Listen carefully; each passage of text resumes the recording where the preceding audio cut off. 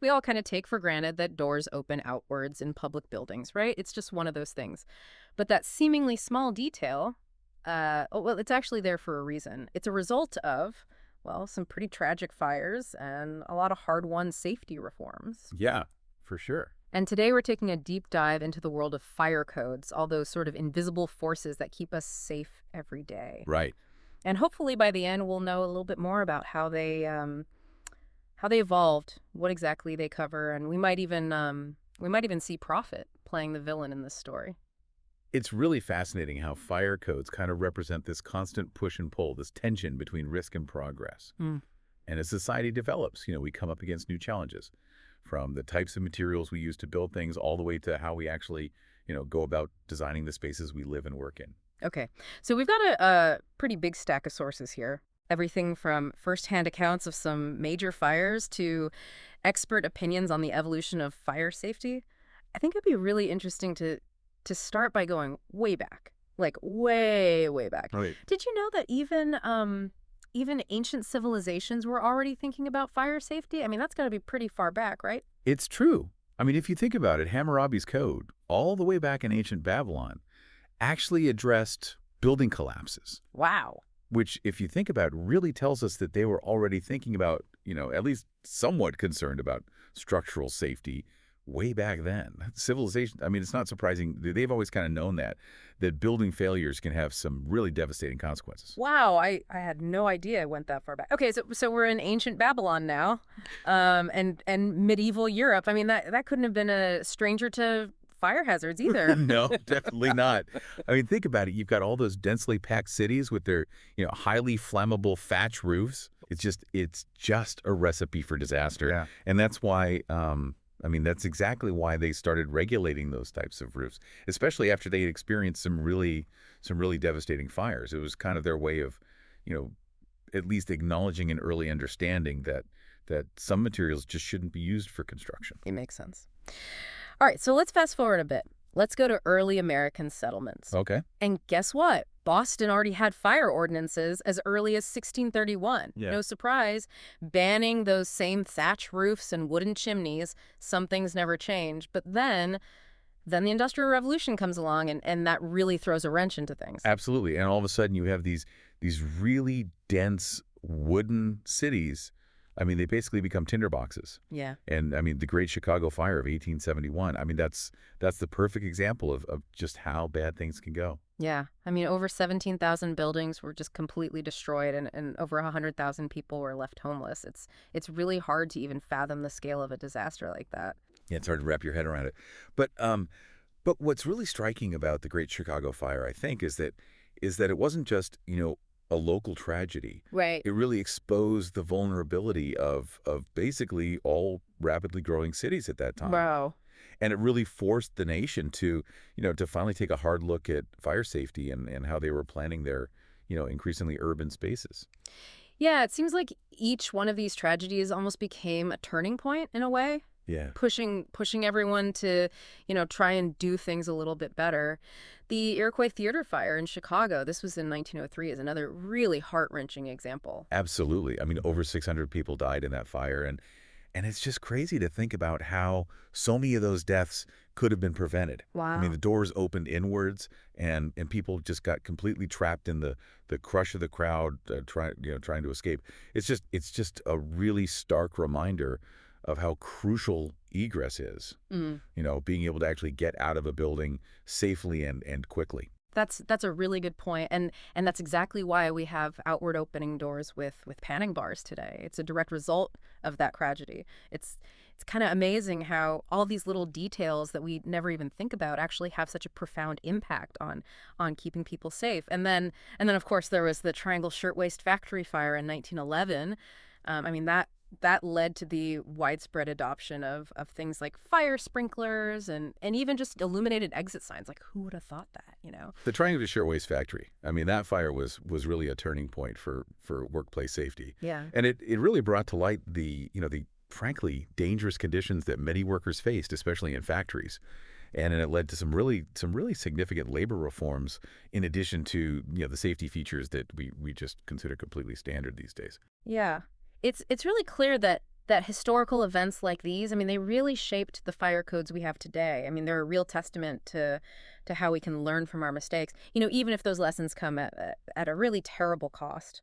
But how do those historical lessons actually translate into the fire codes we see today? Like how does that actually work? Well, there are organizations like the National Fire Protection Association. Okay. You probably heard of that, the NFPA, and then the International Code Council, Okay. or the ICC.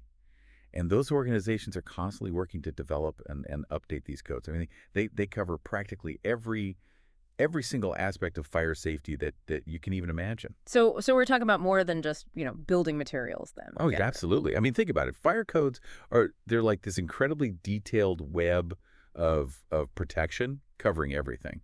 I mean, from escape routes to fire suppression systems to, even the way we handle dangerous materials. I mean, it's really all meticulously spelled out. That's pretty wild. Okay, so give me like a concrete example. Like how do these codes, like how do they actually work in practice? Okay, so let's take NFPA 13. Okay. This one's all about sprinkler systems. Okay. So imagine a small fire starts in your kitchen. Okay. NFPA 13, it dictates exactly, to the second, almost how quickly the sprinkler should activate, what the spray pattern needs to be to actually contain that fire, and even like the type of water pressure that's needed. It's all happening behind the scenes Wow. to protect you. And then you've also got NFPA 101. This is also known as the Life Safety Code, which really focuses on protecting people inside buildings during a fire. Mm. It covers, I mean, so many things, from how buildings are categorized by occupancy to like the design of the exit routes to like Yeah. evacuation procedures and stuff. Wow. So these codes impact, I mean, every building that I walk into every day. Oh yeah, absolutely. Your office, the grocery store, your favorite restaurant, Oh, wow. they're all designed and built according to these very specific codes. It's kind of mind-blowing to think about how all of these regulations are just kind of quietly at work all around us all the time. It really is. We just kind of, we tend to move through our daily lives without giving much thought to all these systems that are keeping us safe, but they're there working diligently in the background. Yeah. But let's be honest, having all these codes written down on paper is one thing, but actually getting them implemented in the real world, well, that's a completely different story. Yeah, you're not wrong. Yeah. Yeah. And that's where we run into this thing that we call the implementation gap. It's this Mm. challenge of taking rules and actually, making them a reality. And sadly, history is just it's chock full of examples where economics and political pressures have hindered, really important safety measures. It's frustrating to think that something as important as safety could be, sidelined for profit. I mean, you mentioned factory owners resisting sprinkler systems to save a few bucks, or landlords just cutting corners on fire escapes. I mean, that's literally putting people's lives at risk. It's a sad truth. And the Iroquois Theater fire, the Coconut Grove fire, they're just prime examples of this. I Yep. mean, in both of those cases, disregarding basic safety regulations to, try to maximize profits contributed to those horrific death tolls. It's crazy. It makes you really wonder how can we make sure that that safety is truly prioritized, not just on paper, but like in the real world, in actual practice. Like Yeah. how do we close that gap between good intentions and effective action? Well, that's where things get really interesting, and it's also where we really start to see that human side of fire safety come into play. Yeah. It's about more than just the codes and the regulations. It's about changing, people's mindsets and creating a culture where safety is, completely non-negotiable. I'm ready to dig into that. So let's shift gears a bit here and really start to explore that human side of fire safety. It's really fascinating how we've internalized so many of these fire safety rules without even realizing it. Yeah. We don't even think about them anymore. Like when you push a door open to exit a building, Right. it's just second nature at this point. Yeah, it really is. It's almost like I don't know, like how we buckle our seatbelts without without a second thought. Right. But that shift in behavior, I mean, that didn't just magically happen on its own. Exactly. There were so many people, so many organizations that fought so hard to make safety a real priority. I Yeah. mean, they faced so much pushback, so many Well, I obstacles. bet. But they ultimately they really did help shape the safer world that we live in today. I think those unsung heroes, they really do deserve a lot of credit. But speaking of pushback, we can't ignore the role that profit plays in the story of fire codes. Yeah. And our sources, they really emphasize that tension you know, between safety and the bottom line. It's this classic dilemma, isn't it? Yeah. Short-term economic gains versus long-term safety goals, and unfortunately, those interests they clash way too often, Yeah. and the consequences, well, they can be absolutely devastating. Yeah, like those factory owners who, they resist sprinkler systems to save a few bucks, or those landlords who skimp on fire escapes. It's infuriating and heartbreaking to see that same pattern just repeat itself over and over again throughout history. It's true, and the Iroquois Theater fire and the Coconut Grove fire. I mean, those are prime examples of that. I mean, in both cases, Yeah. they disregarded those safety regulations to try and maximize profits, and it contributed to those horrific death tolls.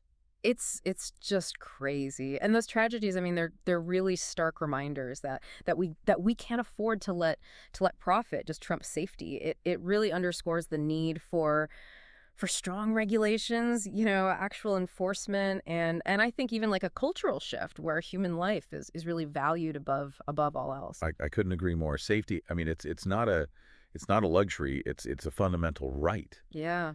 and upholding that right requires constant vigilance and a willingness to actually hold those in power accountable for their actions. This kind of reminds me of something else we came across in our research, the idea that the lessons learned from just one fire can actually have this ripple effect around the world. Yeah, that interconnectedness, that's so crucial for progress. When these tragedies happen, it's so vital that we share those hard-won lessons so that others can benefit. It's almost like this global network of knowledge Yeah. that's constantly evolving and improving fire safety standards. Yeah, yeah, like take the Grenfell Tower fire in London back in 2017. Right. That was a horrific tragedy that claimed 72 lives, and it really brought those dangers of using flammable cladding materials in high rises into really sharp focus. Right, and the Grenfell Tower fire, I mean, that sparked this global conversation about building regulations, and it actually led to investigations and reforms in countries all over the world. Wow. It's a powerful example of how just one event can really catalyze change on an international scale. Yeah, and it highlights the fact that fire safety, I mean, it's not just a local issue. It's a shared responsibility, and collaboration is just it's absolutely key to creating a safer built environment for everyone. Yeah. But we also need to look ahead, right? I mean, what's the future of fire codes in this constantly changing world? Yeah, that's a really good question. Fire codes, I mean, they're living documents. They Yeah. they have to constantly be adapted to keep pace with, new technology, new building practices, and even our evolving understanding of how fire actually behaves. And it feels like those challenges are just getting more complex all the time. Yeah. We're talking about denser cities, taller buildings, all these new technologies, and even the changing climate with more frequent and intense wildfires. I mean, it's a lot to grapple with. Yeah, you're absolutely right. And for instance, just take high-rise buildings.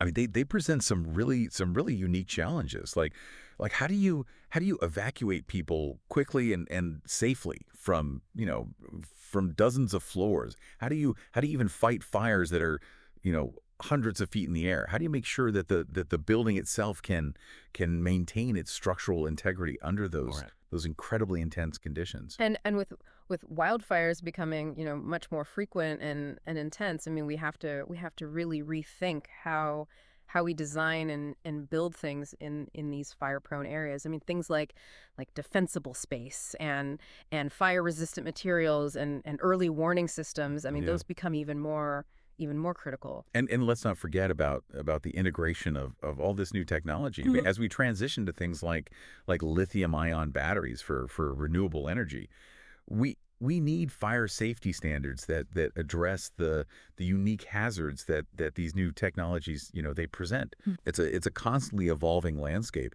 and the codes, they have to be agile and adaptable to really address those new challenges. So it sounds like research and collaboration are going to be more important than ever before. Absolutely. We need to be drawing on the insights from fire safety engineers, from architects, from urban planners, and just from all these other, really smart experts. It requires this holistic understanding of how buildings and human behavior and even fire dynamics all interact in these increasingly complex ways. That makes sense. But it's not all doom and gloom, is it? I mean, we're also seeing some pretty incredible technological advancements that are actually revolutionizing, fire safety. Yeah, that's the exciting part, right? I mean, we're seeing a real paradigm shift, a move from these sort of reactive responses to more proactive prevention. And these advancements, they're giving us some really powerful new tools.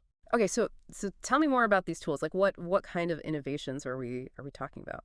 Well, think about smart sensors that can actually detect the very earliest signs of a fire, Wow.